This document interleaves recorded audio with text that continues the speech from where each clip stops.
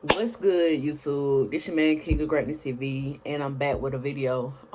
It has been months since y'all seen me. I've been busy, focused on school, work, and all that. But this video is gonna be about how a viral TikTok video me really changed everything, and how my life has been after that. This is gonna be raw, uncut. This is my true emotions. I had this on my mind for a couple of days, and I decided to make the video. So let's get into it. I made the video Stockbridge Junior Penitentiary in September. Hold on, I'm doing a video area. What you need? I made the video in September. We had got put on lockdown. I thought it was a temporary lockdown because somebody had fought. I think it had been 3 fights that day, and it was another fight right before fourth period. And I guess our principal was just sick of it. He thought something bad was gonna happen at the end of the day, and he was for our safety. He just put us on lockdown. I didn't understand it. I just went with it. I was like, oh well, because I was used to being on lockdown like that. It has happened before, like my freshman year. So I was being funny. I made the video, being sarcastic. I made the video. I was walking out of the school, headed to the bus lane, and I think I posted it right then. And I didn't think it would go nowhere. It was just supposed to be a little joke. I didn't think the video would go anywhere. So I remember I got home. The video started getting a couple hundred views. I was like, okay. Then it started getting thousands. I remember I went to sleep that night. I woke up that morning, and I got a text message. People was like, yo, check your TikTok. You going viral. I said, what? I remember I clicked my TikTok app. I was laying down on my stomach. I had one eye open. I remember all this. And I hit it. My video had 180,000 some views. And I was like, oh my God. I didn't believe it. I said, hold up, let me wipe my eyes. And I refreshed it. 20 minutes later, it had went up to 200 and some thousand views. So the video was steadily rising because people was sharing it. People was commenting. They was telling us that y'all need to tell the fire marshal because they can't block exits and everything. So I remember I went to school the next day. Everybody was like, you funny, you funny. Everybody was telling me my video was on everybody's story at school. Like, it was pretty cool. By the second day, that's when my video started heading towards the millions. Like, everybody knew who I was. Parents was knowing who I was. I was like, man, I watch your TikToks. You are so funny.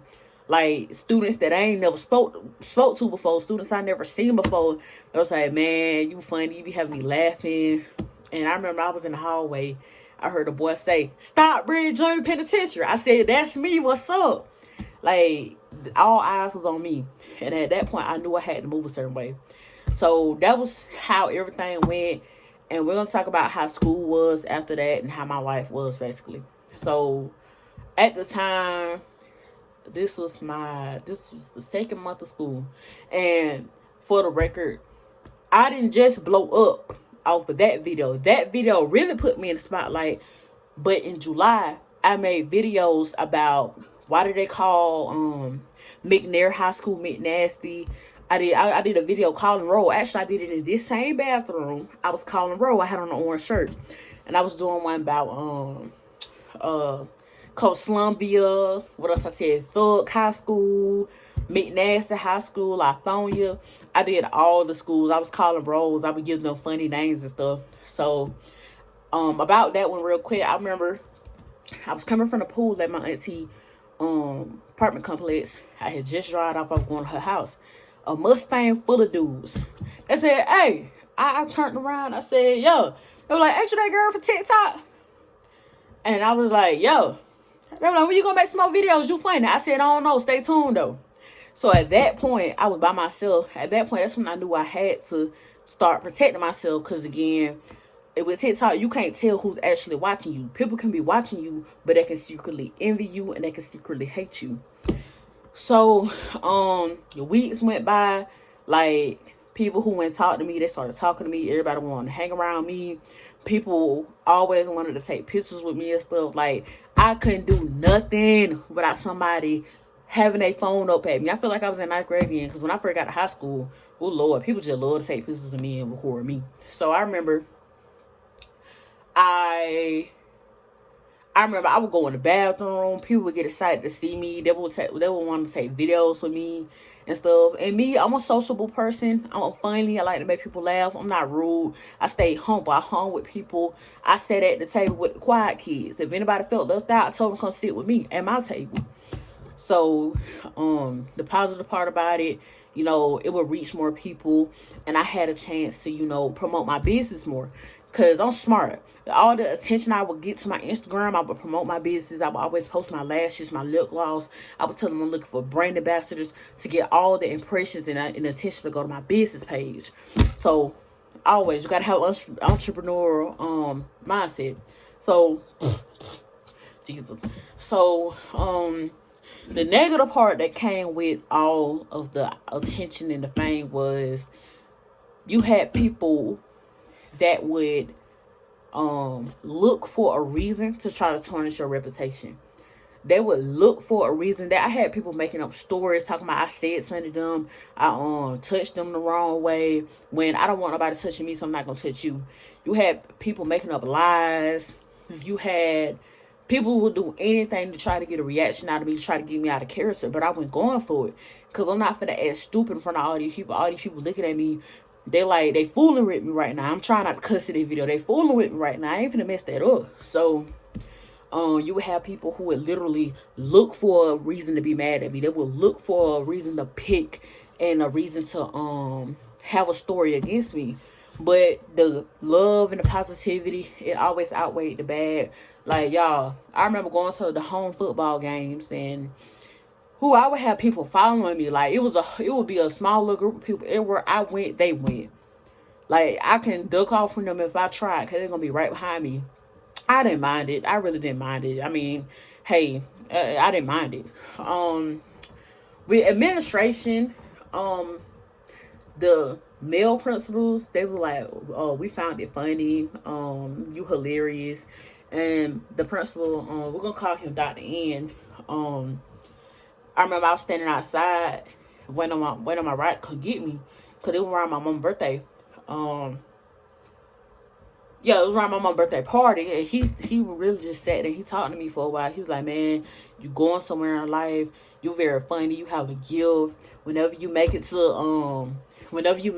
on the comedy stage, I want them free tickets. I said, you know, I'm giving them free tickets. He was like, man, stick with it. You are funny. You have a gift.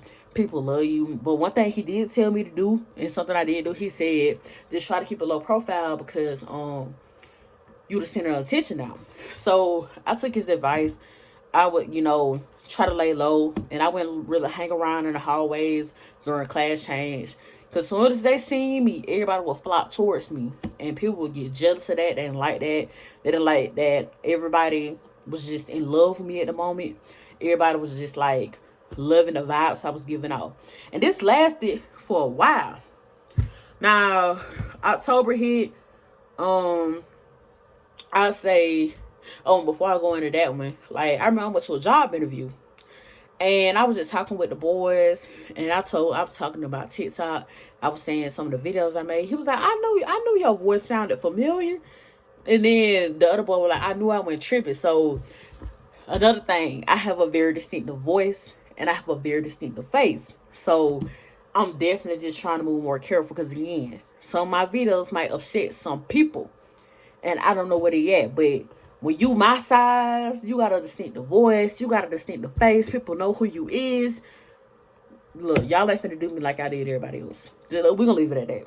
But it did land me as a target for, you know, the lies and the defamation and the accusations to come in.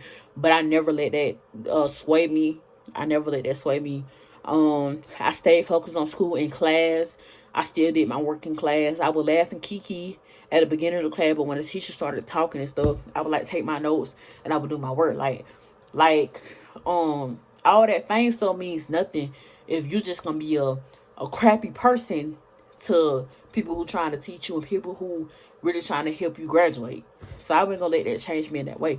But people with, yeah, I'm still getting noticed. Like, maybe I'm not getting noticed as much, but people still know who I am.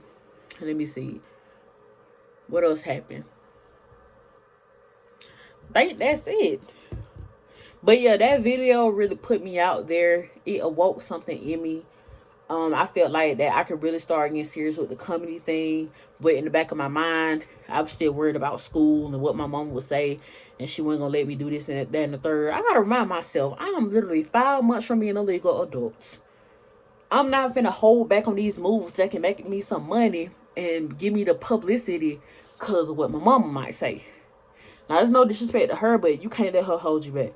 Now, if she genuinely shuts the whole thing down, meaning trying to keep me in the house, or just telling me I just can't do nothing, then, I mean, I really just can't do that, because I ain't gonna have the police called on me. But overall, I'm still the same person, but I move very careful. Because when you have this amount of eyes on you, people are waiting for you to slip. People are waiting for you to fall. Like, on everything. Like, I even had somebody comment on one of my TikToks about some BS that happened at school. I wasn't going for it. I deleted their comment and I blocked them. Because you ain't finna have these people thinking that I'm a monster all because we got into it. No, ma'am. No, sir. No person. No.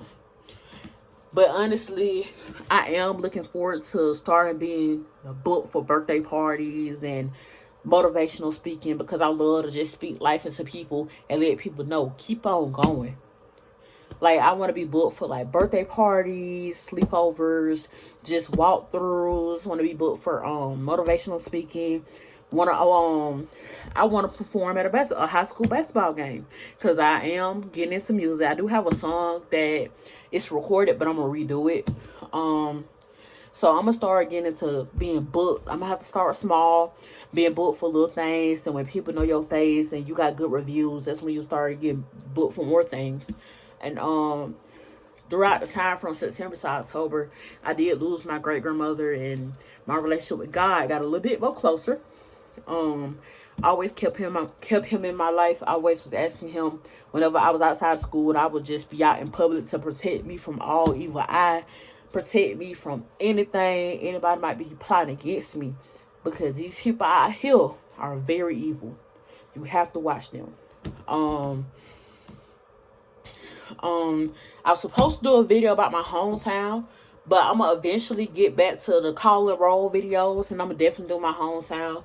But right when I was about to do my hometown, that's when I lost my great grandmother. I was like, yeah, I'm not in the mental state to do anything. I didn't want to do nothing but just cry all day. I was hurt. I was very hurt. The publicity I got from the video, it did bring fake friends. You would have people trying to get close to me just to, when we fall out, you go and run your mouth about stuff that didn't happen.